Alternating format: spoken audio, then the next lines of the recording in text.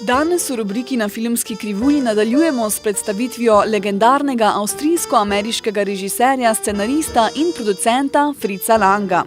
V tej prvi fazi svoje kariere je Lang izmenično snemal art filme, kot je na primer Der Tod müde, in za tisti čas izjemno priljubljene trilerje, kot je na primer Die Spinnen. Združeval je tako rekoč priljubljene zvrsti z ekspresionističnimi tehnikami in s tem dosegel popolno sintezo popularne zabave in art kina. Leta 1920 je spoznal svojo bodočo ženo, scenaristko in igralko Theo von Harbou. Slednja je bila tudi ko-scenaristka vseh njegovih filmov od leta 1921 pa vse do leta 1933, ko sta se ločila.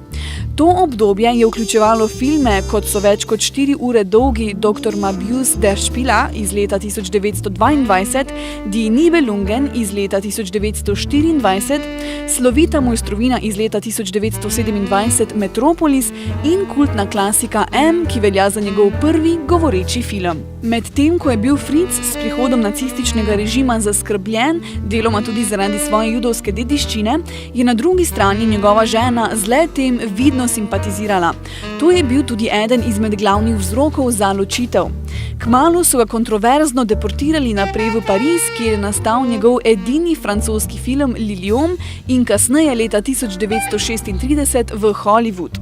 Tam se je Lang pridružil studiu MGM in režiral kriminalno dramo Fury. Leta 1939 je tudi uradno postal državljan Združenih držav. V naslednjih 21 letih je posnel 21 celovečercev najrazličnejših zvrsti in za skoraj vsa večja studija v Hollywoodu. Občasno pa je posnel tudi kakšen svoj film, ki je nato izšel kot neodvisni film. V tem obdobju se je njegov vizualni stil poenostavil, delno tudi zaradi omejitev sistema studijev v Hollywoodu, njegov pogled na svet pa je postal bolj pesimističen, proti koncu celo hladen. Lang je v 85. letu starosti leta 1976 umrl in bil pokopan v Forest Lawn Hollywood Hills Cemetery v Los Angelesu. Čeprav nekateri menijo, da so njegova dela preproste melodrame, je njegov skladen opus s svojimi ponavljajočimi se temami psihološkega konflikta, paranoje, usode in moralne dvoumnosti pomagal vzpostaviti značilnosti filma noir.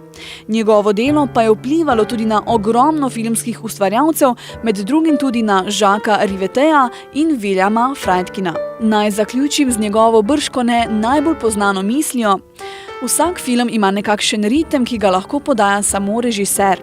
Le ta mora biti kot kapitan ladje.